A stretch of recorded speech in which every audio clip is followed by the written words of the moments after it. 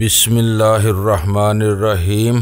गुमनाम हीरो के मुअज़्ज़ज़ नाज़रीन, अस्सलामु अलैकुम। आइए चलते हैं कहानी की तरफ। हम वीरा को अकेला और बेयारो मददगार नहीं छोड़ सकते, समझे? मैंने एक एक लफ्ज पर जोर देकर दबी दबी आवाज में कहा। ब्लू क्रॉस डील से अब तक की इसकी खिदमात याद करो। हमारे लिए इसने क्या कुछ नहीं किया है, और अब तो इसका बाप भी मर चुका है। इसके बाप को हमने तो नहीं मारा। रोज हजारों लड़कियों के बाप मर जाते हैं, तुम किस किस की दिलजोई करते फिरोगे? नहीं, हम अपनी जान जोखिम में डालकर आसमान के तारे तोड़ने की कोशिश करते हैं रहे। इन्होंने ही हमसे आंखें फेर ली थी, तो हमें दूसरों के लिए इतनी दर्दमंदी दिखाने की क्या जरूरत है? हमने ये सब अपने लिए तो नहीं किया था। वो वाज़े तौर पर स्पेशल टास्क फोर्स के बड़ों की बात कर रहा था, जिन्होंने वक्त आने पर एक बार फिर अव्वल खान को कुर्बानी का बकरा बना दिया था। हमने किसी के लिए कुछ नहीं किया था, मैंने तलखी से कहा। ये मुल्क किसी वडेरे की जागीर नहीं है जिसे बचाने से इसे फैज पहुंचता हो। ये हमारी मट्टी, हमारी जमीन है। हमने जो कुछ किया इसी जमीन की मोहब्बत में किया था, किसी उल्लू के पट्टे पर एहसान नहीं किया था। अगर तुम्हारे दिल में अपनी इन खिदमात के सिले की तमन्ना है तो कान खोल कर सुन लो कि तुम खुदगर्ज और लालची हो चुके हो। तुमने जो कुछ किया वो ड्रामा था। तुम दूसरों को अपनी कारकर्दगी से खुश करके जाती फायदे उठाने के चक्कर में थे। बस बहुत हो गई, इसने मेरी बात काट के कहा और बिना कर मेरे पास से उठ गया। मैं दिल ही दिल में मुस्कुरा दिया। मेरी इन तल्ख और तुर्श बातों का मकसद भी यही था कि मैं इस पर दबाव डालकर इतना मुश्तिल कर दूं कि वो दोनों औरतों की वापसी तक मेरे कान न खाए। मैं शराफत से इसे समझाने की कोशिश करता तो वो लामतना ही बहस में उलझा रहता और मुझे ताव दिलाता रहता। सुल्तान शाह लान से उठकर बस एक तरफ चल दिया था। चंद कदम चलने के बाद इसे ख्याल आया कि वो बेमकसद ही चल पड़ा था। इसने अपनी हिम्मत दुरुस्त की और बरामदे की तरफ हो लिया। मैं इससे पहले ही सीधा बरामदे की तरफ चल पड़ा था। इस दौरान में मुझे ये देखकर खुशी हुई कि दोनों मुहावज सुस्त मिजाज नहीं थे। घर में अंधेरे होने के बावजूद वो मुसलसल हरकत में थे और हर चंद मिनट बाद वो बारी बारी पूरी इमारत का चक्कर जरूर लगा रहे थे, ताकि तारीकी से फायदा उठाकर कोई अंदर कूदने की जुर्रत न कर सके। हम दोनों को वापसी पर आमादा पाकर एक गार्ड ने हाथ लहराकर हमें रोका और फिर दौड़ता हुआ हमारी तरफ चला आया। वो चढ़े हुए सांसों के दरमियान बोला, सर तकलीफ न हो तो जरा सी देर बाहर ही रुके रहें। क्यों, क्या कोई अंदर कोई खतरा है? इसके गैर मामूली अंदाज पर मैं चौकन्ना हो गया। नहीं, खतरा तो कोई भी नहीं है, बस रात की ड्यूटी वाले आते होंगे। अच्छा है कि इन दोनों से आपका सामना करा दिया जाए, औरतों को खुद ही देख लेंगे, इसने कहा। बात माकूल थी, तारफ के बगैर वो हमें आसानी से कबूल न करते। अंदर जाकर दोबारा बाहर आने से बेहतर था कि चंद मिनट इनका इंतजार कर लिया जाता। मेरी रेस्ट वॉच में इस वक्त 8 बजने में 2 मिनट थे। मैं इसकी बात का जवाब भी नहीं दे पाया था कि आहनी गेट पर हल्का सा खटका हुआ और दराज कामत गार्ड ने फौरन ही फाटक खोल दिया। इन्हीं जैसी वर्दियों में मलबूस 2 अफराद अंदर आ गए। दोनों खाली हाथ थे। आ ही गए। मुझसे बात करने वाले गार्ड का चेहरा खिल उठा और इसने इशारे से अपने तीनों साथियों को वहीं बरामदे की तरफ बुला लिया। दराज कामत ने शायद नौवारदों को रास्ते ही में ब्रीफ कर दिया था। इन दोनों ने आते ही फौजी अंदाज में हमें सलाम किया और अंधेरे में गौर से हमारे चेहरों को देखने लगे, जैसे हमारी सूरतें अच्छी तरह जहन नशीन करना चाह रहे हों। साहब लोगों के साथ इनके घर की 2 औरतें भी हैं। दराज कामत गार्ड ने तफसीली तारुफ कराने का फरीजा अदा करते हुए कहा, वो किसी जरूरी काम से गई हुई हैं। हालात साजगार न हुए तो वो गेट इस्तेमाल करने की बजाय दीवार फांद कर भी अंदर आ सकती हैं। आने से पहले वो हमारी दी हुई सीटी बजाकर अपनी शिनाख्त कराएंगी। वो अपनी रवानी में बोलता चला गया, लेकिन 2 घरेलू औरतों के दीवार फांदने का जिक्र सुनकर नौवारदों की आंखें हैरत से फैल गईं, लेकिन इन्होंने इस बारे में जुबान से एक लफ्ज भी नहीं निकाला। तारफ मुकम्मल होने पर खामोशी से सर झुकाकर वापस चले गए। इन लोगों के काम में बहुत ज्यादा बारीकी या नुदरत नहीं थी। आने वाले को जिम्मेदारियां सौंपने के बाद दिन वाले गार्ड्स फाटक के रास्ते रुखसत हो गए। इनके चले जाने के बाद मैं अंधेरे ड्राइंग रूम में दाखिल हुआ तो सुल्तान शाह मेरे पीछे पीछे था। दिन के उजाले में जो घर कुशादा और पुरतयश नजर आ रहा था, अंधेरे में वही घर तंग और पुरहोल नजर आने लगा था। गनीमत यह था कि हमने रात के अंधेरे का अंदाजा करते हुए रास्तों वगैरह को इस हद तक साफ कर दिया था कि हम अंधेरे में कोई ठोकर खाए बगैर जहांगीर की ख्वाबगाह में पहुंच गए। मुझे मालूम था कि इस कमरे की सारी खिड़कियां बंद थीं और शीशों पर पूरे पर्दे खिंचे हुए थे। मैंने घूर तारीकी में एहसास से निजात हासिल पाने के लिए 0 वाट का सबज बल्ब रोशन कर दिया। घूर अंधेरे में वो सबज रोशनी यूं चमकी जैसे वहां चांद उतर आया हो। पहले हमें महफूज मुकाम की जरूरत थी जहां फोन भी मौजूद हो। सुल्तान शाह जहरीले लहजे में बोला, ये घर महफूज है, यहाँ फोन भी है, मगर हम इन्हें इस्तेमाल नहीं कर सकते। मुखर्जी, एलन या नार्मन इस नंबर का सुराग लगा के हमारे सर पर सवार हो जाएगा। सब कुछ ही गलत हो चुका है, तो फिर हम यहाँ बैठकर किस मुसीबत का इंतजार कर रहे हैं? मुसीबत का नहीं, हम गजाला और वीरा का इंतजार कर रहे हैं। मैंने पुचकारते हुए इसे समझाया, इस वक्त वो दोनों अपनी महम के बदतरीन मराहल से गुजर रही होंगी। मैंने दबाव में आकर इन्हें जाने की इजाजत तो दे दी, मगर अब मैं इनकी तरफ से फिक्रमंद हूँ। जहांगीर के कैबिनेट से एक बड़ा गिलास बना लाओ, तुम्हारी फिक्रमंदी को खासा अफाका होगा। सुल्तान शाह, मैंने सर्द और फुंकारती हुई आवाज में इसे पुकारा, ये मत भूलो कि हमारे दरमियान रवादारी और एहतराम का भी कोई रिश्ता है। तुमने मायूसी में इन हदूद की पासदारी न की तो मेरी जुबान की काट कोई नहीं सह सकेगा। मेरे गजबनाक तादीबी लहजे पर वो लर्ज उठा और जुर्जरी लेके बोला, शायद मैं बहक गया था, मेरा दिमाग इस वक्त मेरे काबू में नहीं है, मैं माफी चाहता हूँ। जाओ और उम्दा चाय की 2 प्यालियां बना कर लाओ, मैंने इसी लहजे में कहा। किचन में उम्दा नहीं, ब्रोक बांड की गोल्ड लेबल चाय है। इस वक्त वो मेरी हदायत से लफ्जी इनहराफ का खतरा भी मोल लेने के लिए तैयार नहीं था। पत्ती जो भी हो, चाय अच्छी और स्ट्रांग बननी चाहिए, मैंने कहा और वो चला गया। सुल्तान शाह जो कुछ कह रहा था वो गलत और सरासर बेबुनियाद नहीं था। स्पेशल टास्क फोर्स के मुकामी यूनिट की मअतली के साथ हम पर बेक वक्त 2 नागहानी मुश्किलात नाजल हुई थी, जिनकी असल एक ही थी।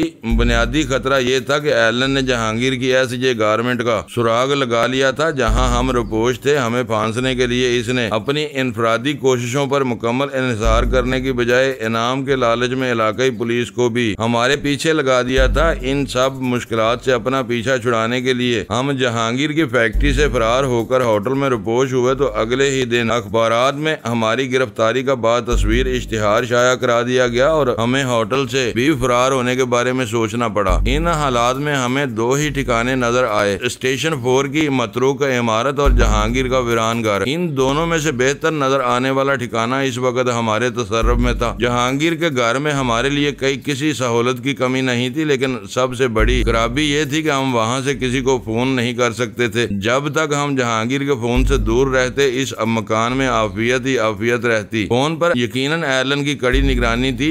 जो ही हम इससे राब्ता करते वो हमारे सरों पर सवार हो जाता। मुखर्जी ने अपने फोन पर ऑब्जर्वेशन लगवाया हुआ था। यही सूरत अमरीकी कौंसल खाने की भी थी। हम जिससे भी राब्ता करते मुश्किलात में गिर सकते थे और अपने इन दुश्मनों के हकीकी अज़ाइम से वाक़फियत हासिल किए बगैर अपनी कमीगाह से मंजर आम पर निकलना किसी तरह खुदकशी से कम साबित न होता। मैं बदतरीन ज़हनी परागंदगी में मुब्तला होता जा रहा था। सुल्तान शाह की कैफियत भी मुझसे मुख्तलिफ नहीं थी। मुझ में और इसमें सिर्फ इतना फर्क था कि वो अपने जहन में उभरने वाले हर सवाल का जवाब जानने के लिए वक्फे से मेरा दिमाग खा रहा था, जबकि मैं इसके जहन पर अपने संगीन तफक्रात का बोझ नहीं डालना चाहता था। मेरी उलझनों से वाकिफ होने के बाद वो बुखलाहटों का शिकार होकर अहमकाना तजावीज़ पेश करने का सिलसिला शुरू कर देता, जो आखिरकार मुझे ही चिढ़ाने का सबब बनता। वक्त रींग कर गुजरता रहा। 10 बजे के बाद मेरे असाब चटकने लगे। अगर वो दोनों जिंदा और आजाद थी तो इन्हें इस वक्त तक वापस लौट आना चाहिए था। अचानक फिजा में किसी पिस्तौल के फायर की मुहिम सी आवाज गूंजी और मेरे साथ सुल्तान शाह ने भी भड़क कर अपनी जगह छोड़ दी। मकान के तमाम दर और दरीचे बंद थे और वहाँ कोई मामूली आवाज आसानी से नहीं सुनाई दे सकती थी। फायर यकीनन कहीं करीब ही हुआ था। मैंने पंजों के बल नकाशी के रास्ते की तरफ दौड़ लगा दी। सुल्तान शाह मेरे पीछे चला आ रहा था। बाहर फैले हुए अंधेरे में मौजूद गार्ड्स को हमारी तरफ से मुदाखलत का अंदेशा रहा होगा, क्योंकि इनमें से एक बरामदे के करीब ही कहीं छुपा हुआ था। नकाशी के दरवाजे में खफीफ सी जर्री पैदा होते ही वो दबी दबी इज़तरारी आवाज में गुर्राया था, अंदर ही रहो, बाहर निकले तो अंधेरे में कोई भी गोली चाट जाएगी। यहाँ कुछ मुश्तबा लोग मंडरा रहे हैं। तुम दरवाजा बंद करके अंदर ही रुके रहो, मैं बाहर की खबर लेता हूँ। मैंने सरगोशियाना लहजे में सुल्तान शाह से कहा। फिर सीने के बल फर्श पर गिरकर दरवाजा पूरी तरह खोले बगैर रेंगता हुआ बाहर निकल गया। सुल्तान शाह ने फौरन ही दरवाजा बंद कर लिया। ड्राइंग रूम का दरवाजा इतना कम खोला और फिर इतनी फुर्ती से बंद किया गया था कि शायद गार्ड को अंदाजा नहीं हो सका कि मकान में से कोई बाहर निकल आया है। मार्बल के ठंडे फर्श पर पेट और कोहनियों के बल चंद फुट सरकते हुए मैंने अपनी जेब से भरा हुआ पिस्तौल निकाल के हाथ में ले लिया था, मगर इसी लम्हे मुझे एहसास हुआ कि गार्ड की बेखबरी में बाहर निकलकर मैंने एक संगीन खतरा मोल लिया था। मेरी जरा सी आहट या आवाज पर वो मुझे बेधड़क होकर गोली का निशाना बना सकता था। वो यही समझता कि इसने अंधेरे में दुश्मन पर वार किया है। तुम कहाँ हो? मैंने सरगोशियाना आवाज में कहा। मैं अंदर से बरामदे में आ चुका हूँ। शायद तुम मारे जाओगे। बरामदे के जीनों की जड़ से इसकी झिल्लाई हुई आवाज उभरी। अभी तक कुछ पता नहीं चला कि यहाँ क्या हो रहा है। अब तुम्हारा भी ध्यान रखना पड़ेगा। तुम मेरी फिक्र न करो, मैंने आगे सरकते हुए रसानियत से कहा। मैं खुद अपनी हिफाजत कर सकता हूँ। मेरे पास भरा हुआ पिस्तौल मौजूद है। तुम ये बताओ कि फायर कैसा था? इस वक्त तक मैं इसके करीब पहुंच चुका था। फर्क इतना था कि मैं बरामदे के बुलंद फर्श पर था और वो नीचे सीढ़ियों की ओट में दुबका हुआ था। इसके साथी का कहीं पता नहीं था। बाहर से मेंढक वाली सीटी की आवाज आई थी। हमने समझा कि शायद तुम्हारी औरतें खाली प्लाट की तरफ से दीवार कूदकर अंदर आने वाली हैं। एहतियातन ताहिर बाहर चला गया, मगर फिर अचानक ही फायर हो गया। गोली किसी खाली प्लाट पर चली थी, लेकिन इसके साथ कोई चीख नहीं सुनाई दी। ओह, मैं मुस्तरब हो गया। इसका मतलब है कि बाहर से इस मकान की निगरानी की जा रही थी। दोनों औरतों को देखते ही निगरानी करने वाले ने गोली चला दी। वो दोनों इस वक्त सख्त खतरे में हैं। हमें इनके लिए कुछ न कुछ करना होगा। जरूर करो, लेकिन ये ख्याल रखना कि हम इस अहाते से बाहर निकलकर तुम्हारा हाथ नहीं बटा सकेंगे। हमारी ड्यूटी इस मकान की हदूद में है। इसने लगी लिपटी रखे बगैर कह डाला। इन लोगों के फराइज की नोयत और किसी खूनरेजी के बाद उठने वाले इंश्योरेंस के मसाइल के बारे में मैं पहले ही बहुत कुछ जान चुका था, इसलिए मैंने इससे मजीद कोई बात नहीं की। हाँ, औरतों के पीछे किसी ने इस मकान में घुसने की कोशिश की तो हम अपनी जान की बाजी लगाकर इसे जिंदा या मुर्दा हालत में पकड़ने की पूरी कोशिश करेंगे। वो अपनी रो में कहे चला गया। इसके खामोश होते ही फजा पुरहोल सा सुकूत तारी हो गया। मैं सीने के बल फर्श पर पड़ा चौकन्ने अंदाज में इधर उधर देखता रहा। वो बदस्तूर सीढ़ियों की जड़ में दुबका रहा। फायर के बारे में देखभाल के लिए जाने वाले गार्ड का कोई पता नहीं था। इसी सुकूत में और बेयकीनी के आलम में काफी देर गुजर गई। फिर अचानक ही फाटक पर हल्की सी दस्तक हुई। इसी के साथ मेंढक के टराने की मुख्तसर सी आवाज उभर कर मासूम हो गई। शायद तुम्हारी औरतें इधर फाटक पर आ गई हैं। गार्ड की हैजान ज़दा सरगोशी उभरी। दौड़कर गेट खोलो और इन्हें अंदर ले लो, मैंने इज़्तिरारी लहजे में कहा। मगर ये भी हो सकता है कि इन नातमा औरतों से सीटी छीन ली गई हो। खुद कलामी के अंदाज में इसकी मुतफकराना बुड़बड़ाहट सुनाई दी। ये धोखा भी हो सकता है। इसका अंदेशा बेबुनियाद नहीं था, मगर मुझे इसकी बुकरातियत पर गुस्सा आ गया और मैंने गुर्राते हुए कहा, वो जो कोई भी है, पूरी एहतियाती तदाबीर के साथ इसे देखना तुम्हारा फर्ज है। अब मामला बाहर की हदूद से गुजरकर हमारे दरवाजे पर आ पहुंचा है। साहब, गुस्सा मत करो, मैं जा रहा हूं। बस वैसे ही मेरे दिमाग में एक वहम आ गया था, इसने बौखलाकर कहा और फौरन ही अपनी जगह छोड़ दी। अहाते में अंधेरा था। आसमान पर सिर्फ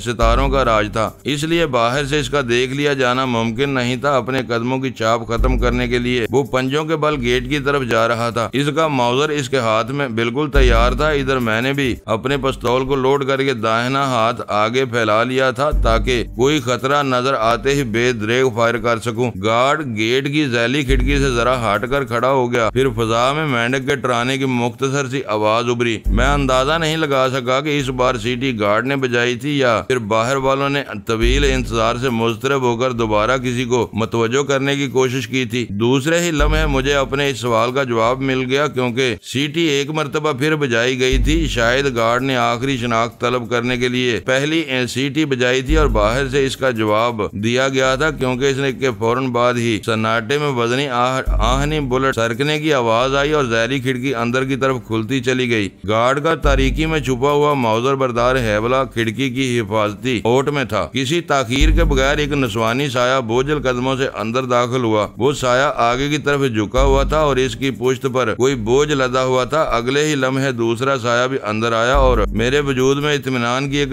लहर सरायत कर गई। बाद में आने वाले को मैं इससे भी ज्यादा अंधेरे में पहचान लेने का आदी हो चुका था। वो गजाला थी और बज़ाहिर बिल्कुल महफूज नजर आ रही थी। दोनों औरतों के अंदर आते ही गार्ड ने फुर्ती से जैली खिड़की बंद करके बुलेट कर दिया। इस असना में वीरा अपनी पुश्त पर लदे हुए बेहिस्सो हरकत वजूद को फर्श पर डाल चुकी थी। इसे उठाकर अंदर ले आओ। चढ़े हुए सांसों के दरमियान में वीरा ने कहा तो आवाज धीमी होने के बावजूद मेरे कानों तक पहुंच गई और मैं बेसाख्ता जमीन से उठता चला गया। वीरा ने गार्ड को हिदायत देने के बाद ये देखने की जहमत नहीं की थी कि इस पर किस तरह अमल किया जा रहा था, वो दोनों ही आगे चल पड़ी थी। मैंने रास्ते ही में इन्हें जा लिया। इन दोनों के चेहरों वगैरह पर जख्म का कोई निशान नहीं था, बल्कि गजाला का चेहरा तो अंदरूनी मुसरत के किसी एहसास से तमतमा रहा था। वीरा के चेहरे से खुशबनत बरस रही थी। ज्यादा पुरतशवीश बात यह थी कि इसके लिबास पर कई धब्बे नजर आ रहे थे। मैंने तारीकी में इन धब्बों को छुआ तो ताजा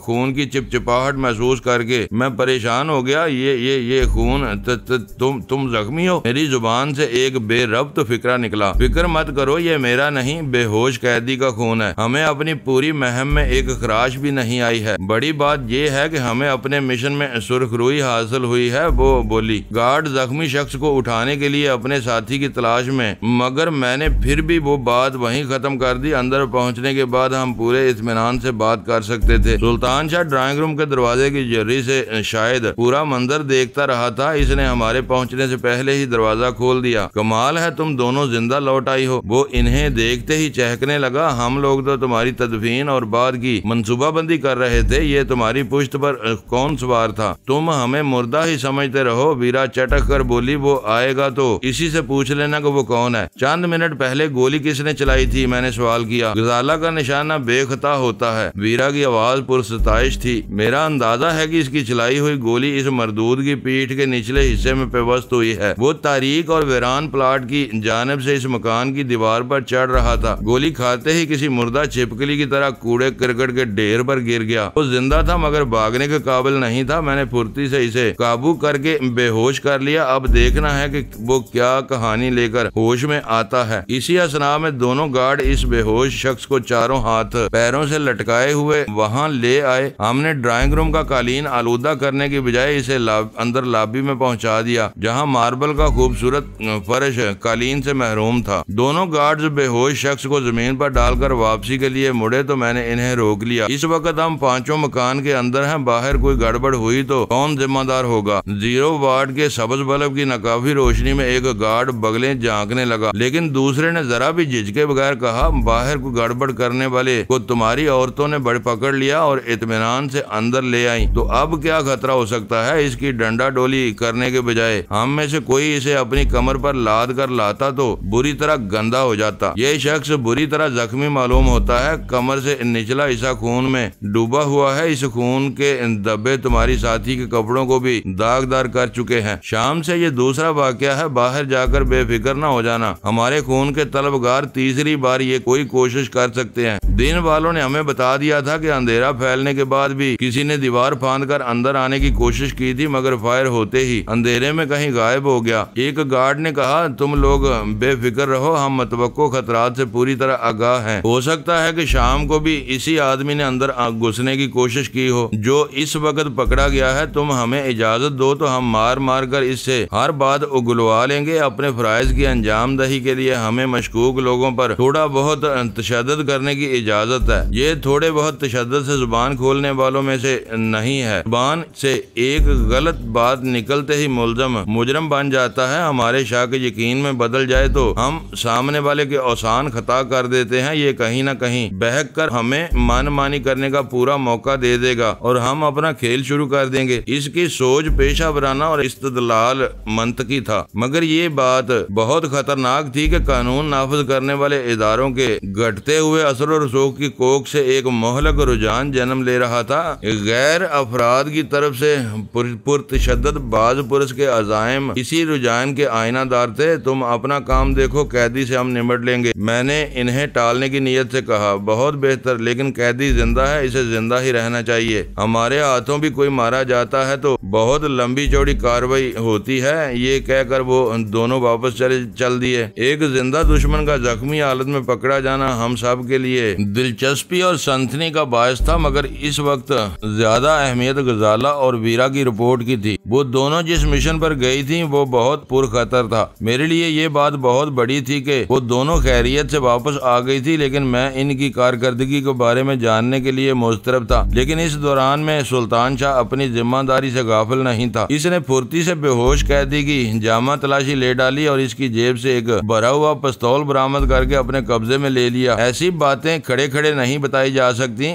मेरे सवाल पर वीरा ने कहा, जहांगीर की ख्वाबगाह में हल्की सी रोशनी है, हमें वहीं चलकर बैठना चाहिए। जहांगीर की ख्वाबगाह बहुत कशादा थी और वहाँ बिया के वक्त मुतअद्दिद अफराद के बैठने की गुंजाइश मौजूद थी। हम सब ने अपनी अपनी पसंद की जगह संभाल ली। वीरा सबसे आगे बढ़कर मुसहरी पर यूं दराज हो गई थी जैसे कोई पहाड़ ढाकर आई हो। सब कुछ इसी तरह होता चला गया जैसा हमने सोचा था। गजाला ने मेरी मुस्तस्फिराना निगाहों के जवाब में कहा, वीरा ने एक बारौनक बाजार में खड़ी हुई कार का दरवाजा इतनी सूरत और इत्मीनान से खोला कि मुझे यकीन नहीं आ सका कि इसने चाबी के बजाय सख्त तार इस्तेमाल किया होगा। इसी सफाई से गाड़ी स्टार्ट हुई और हम किसी की नजरों में आए बगैर अपनी महम पर रवाना हो गए। ये तफसील तुम बाद में भी सुना सकती हो, मैंने बेताबाना अंदाज में इसकी बात काटते हुए कहा। ये बताओ कि नारमन का क्या रहा? इसे खत्म करना तुम्हारा असल मिशन था। दोष मत दो, वीरा लेटे लेटे घुर्राई। वाकया तरतीब ही से बताए जा सकते हैं। हमें मालूम है कि हम किस मिशन पर गए थे। इस बार मेरे अंदाजे बिल्कुल दुरुस्त साबित हुए हैं। बको, जिस तरह चाहो बकती चली जाओ, मैं काम की बातों का सब्र से इंतजार कर लूंगा। शाबाश, वो तन से बोली,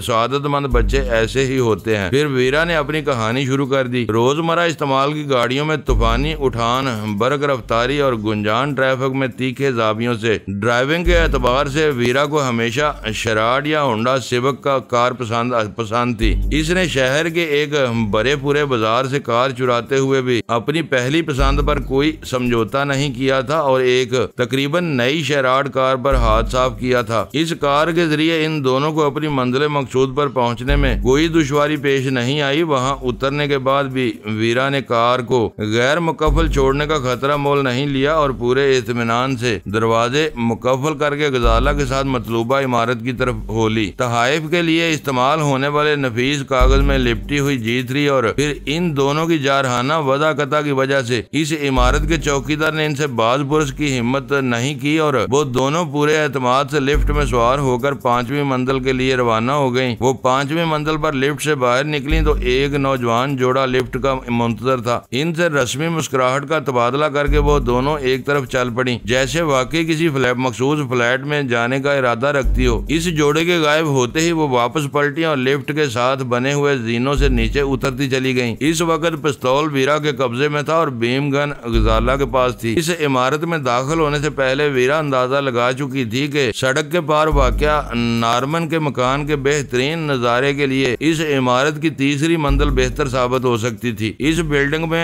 हर मंजिल पर कुल 4 फ्लैट थे, जिनमें से 2 सड़क की सिमत में और 2 अकबी रुख पर वाक़या थे। इस तरह इनके पास बहुत ज्यादा इंतखाब का मौका नहीं था। इन्होंने वीरान राहदारी में बंद दरवाजों से कान लगाकर दोनों फ्लैटों की सोनगिन ली और फिर इस फ्लैट पर तबाह आजमाई का फैसला कर लिया, जिसमें तकरीबन सन्नाटा फैला हुआ महसूस हो रहा था। डोरबेल के जवाब में मतवसत उम्र की एक खुश शक्ल और खुश लिबास औरत ने दरवाजा खोला और इससे बेशतर कि वो इन दोनों से कोई सवाल करती। वीरा हाय रेहाना डार्लिंग कहकर किसी जोंक की तरह इससे लिपट गई और इसके कान में तेज सरगोशी करते हुए बोली, हम दोनों मुसल्लह हैं। तुमने चंद मिनट के लिए हमसे तावन किया तो हर किस्म के नुकसान से महफूज रहोगी। हम तुम्हें लूटना या कोई नुकसान पहुंचाना नहीं चाहते। फ्लैट में मौजूद लोगों को एक कमरे में जमा कर लो ताकि इन्हें अपनी पुरानी सहेली से मुतारफ करवा सको। अपनी हदायत खत्म करके वीरा जो ही इस औरत से अलग हुई वो किसी कटे हुए शतीर की तरह फर्श पर गिरने लगी। गजाला ने बर वक्त अंदाजा लगा लिया कि वो औरत दहशत और सदमे से खड़े खड़े बेहोश हो चुकी थी। इसके गिरने की दमक से निचली मंजिल के मकीन चौंक कर सूरत हाल जानने के लिए ऊपर आ सकते थे, इसलिए गजाला ने फुर्ती से इसे सहारा देकर फर्श पर लिटा दिया। इस वक्त एक फ्लैट के अंदरूनी हिस्से से किसी रद्द-ए-अमल का इजहार नहीं हुआ था। गजाला बीम गन निकाल कर वहीं जम गई और वीरा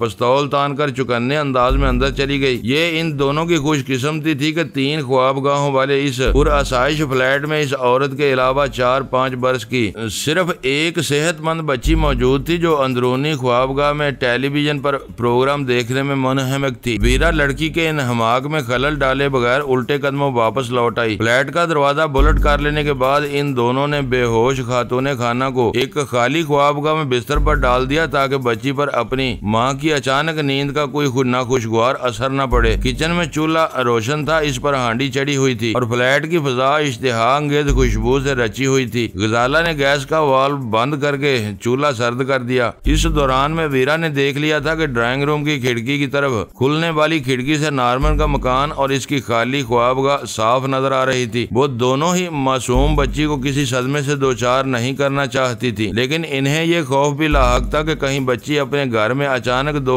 अजनबी औरतों की मौजूदगी से वाकिफ होकर चीखना या रोना न शुरू कर दे। इस तरह इन दोनों की सलामती को जो खतरात लाहक होते वो अपनी जगह थे, लेकिन दहशत से बच्ची के जहन पर शदीद मनफी असरात मुरतब हो सकते थे। इन दोनों के पास बहुत ज्यादा वक्त नहीं था। वीरा G3 के खुले हुए हिस्सों को यकजा करके अपने शिकार की घात लगाने के लिए ड्राइंग रूम में जा घुसी और गजाला दोस्ताना अंदाज में बच्ची को मुखातब करते हुए टेलीविजन वाले कमरे में दाखिल हो गई। बच्ची ने खुशगवार हैरत से गजाला का इस्तकबाल किया, मगर फौरन ही एक नाजुक सवाल दाग दिया, आप कौन हैं? मेरी मामा कहाँ है? वो मासूमियत से गजाला की तरफ देख रही थी। गजाला ने बच्ची से बहाना किया कि इसकी माँ पड़ोस के फ्लैट में गई थी और खुद बच्ची के पास जा बैठी। इस वक्त टेलीविजन पर बच्चों के लिए खिलाई जंग के मौजू पर एक कार्टून फिल्म चल रही थी जो किरदारों की जबरदस्त हंगामा आराई और खिलाई हथियारों की गन गर्ज से भरपूर थी। बच्ची टीवी प्रोग्राम में बहुत ज्यादा मुनहमिक थी, फिर भी गजाला ने बातों ही बातों में इससे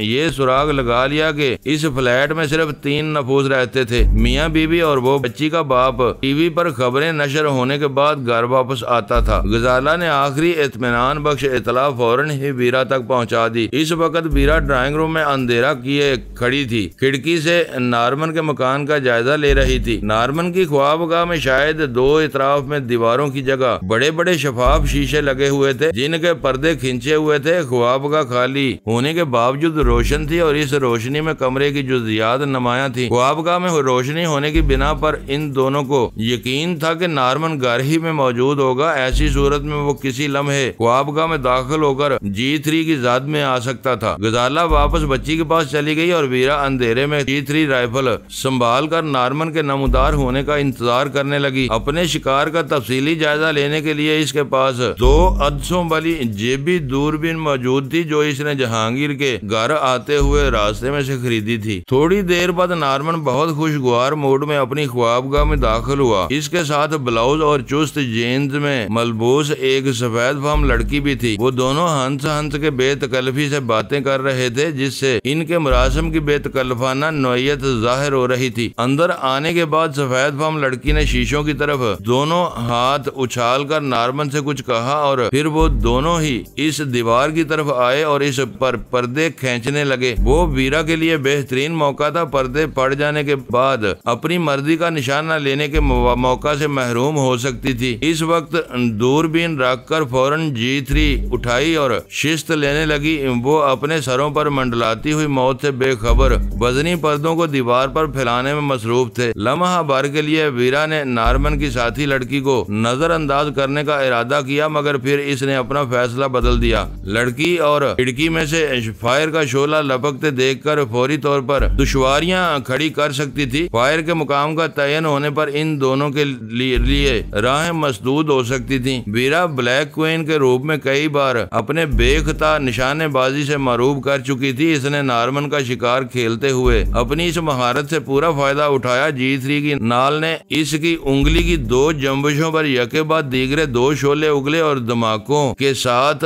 2 गोलियों ने शीशे की दीवार को रेजा रेजा करके नॉर्मन और इसकी साथी लड़की के सीनों को उधेड़ डाला। इन दोनों के गिरते ही वीरा अपनी राइफल इसी तारीख ड्राइंग रूम में छोड़कर बाहर निकल आई। दूसरी तरफ फायरिंग के पुरशोर धमाकों पर बच्ची बुरी तरह खौफजदा थी। गजाला ऐसी किसी भी सूरत हाल की वजाहत के लिए बच्ची के पास से तैयार थी। इसने बच्ची के भड़कने का सबब दरियाफ्त करके इसे मुतमिन कर दिया कि वो धमाके टीवी पर दिखाई जाने वाली कार्टून फिल्म में हुए थे। मासूम जहन ने वो वजाहत फौरन कबूल कर ली। वीरा ने दरवाजे पर आकर शिशकारते हुए गजाला को अपनी तरफ मतवज्जो किया और बाहर बुला लिया। बच्ची बदस्तूर टीवी देखने में मुनहमिक रही।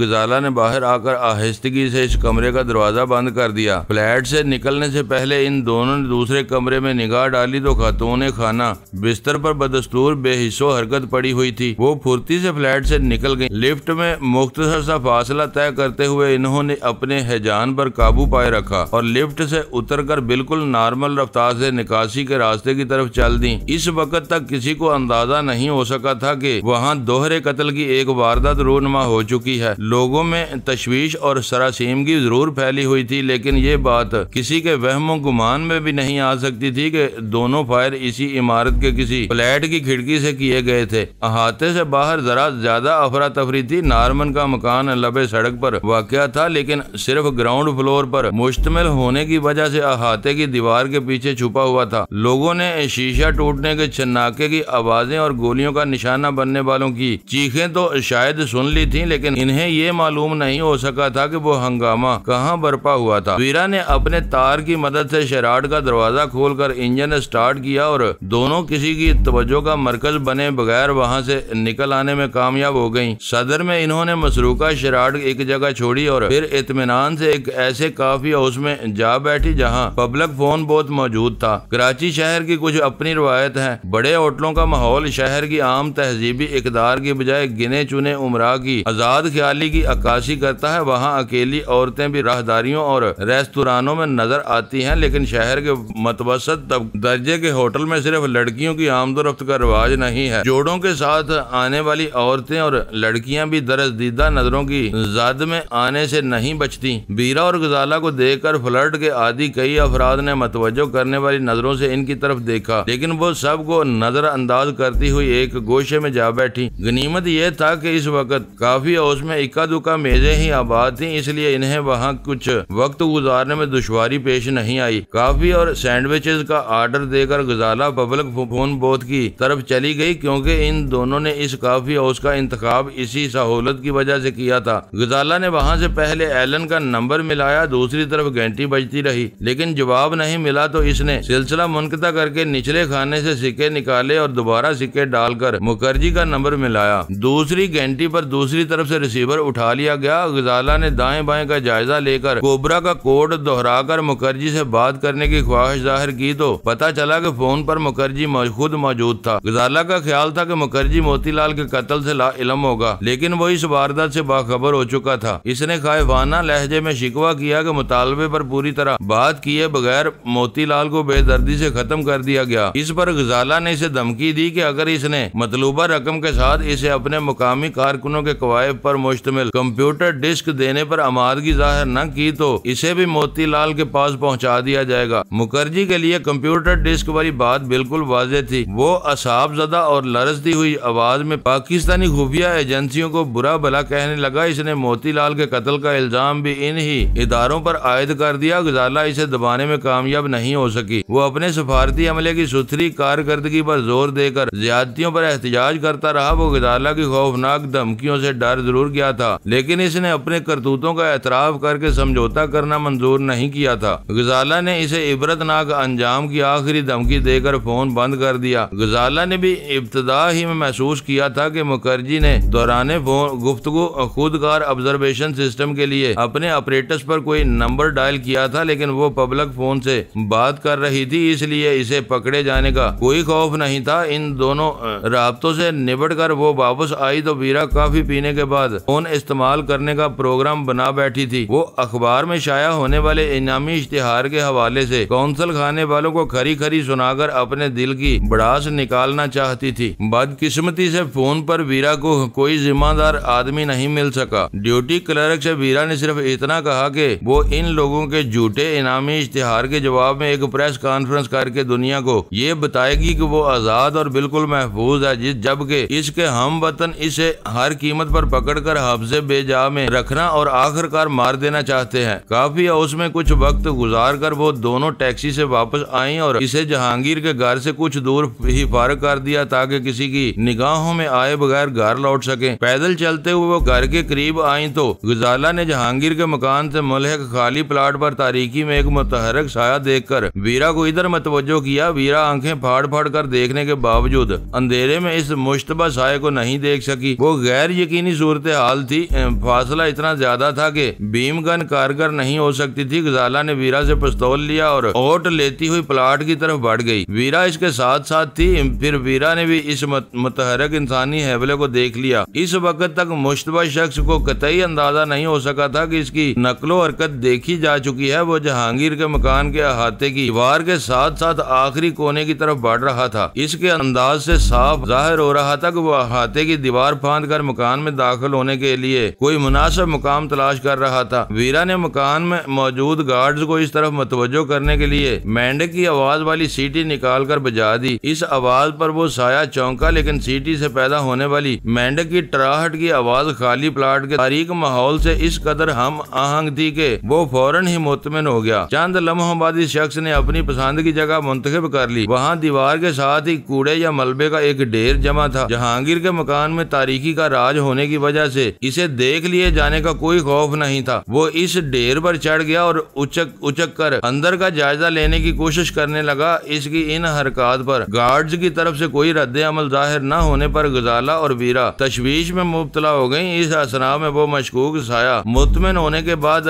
टीले से उतरा और दराड़ों वगैरह के सहारे दीवार पर चढ़ने लगा। गजाला ने इसरारी तौर पर पिस्तौल तान कर इस पर फायर कर दिया और वो कोई आवाज निकाले बगैर नीचे ढेर हो गया। इब्तदा में वो इस शख्स की खामोशी को मक्कारी पर महमूल करती रही। चंद सानियों तक जायजा लेने के बाद इन्हें अंदाजा हो गया कि गजाला के फायर का निशाना बनने वाला मक्कारी नहीं कर रहा था, बल्कि जख्म के नतीजे में हलाक या बेहोश हो चुका था। इन्होंने दो मुख्तलिफ सिमतों से वीरान प्लाट के मखदूश हिस्से की तरफ मोहतात पेशकदमी की और अपने शिकार को तहवील में ले लिया। वो अपनी पुश्त के जख्म की वजह से गहरी बेहोशी की हालत में था। वीरा ने इसे अपनी पुश्त पर लादा और वो दोनों फाटक के रास्ते घर लौट आई। इनकी वो कहानी मेरे लिए बहुत दिलचस्प और सनसनीखेज साबित हुई। इन्होंने बहुत होशियारी के साथ अपनी जिम्मे लिए हुए काम को पाया तकमील तक पहुंचाया था। इस तमाम गुफ्तगू के दौरान में हम लोग जख्मी कैदी की तरफ से गाफिल नहीं हुए थे। सुल्तान शाह वक्फे से इसका जायजा लेता रहा था। इसके बारे में वीरा का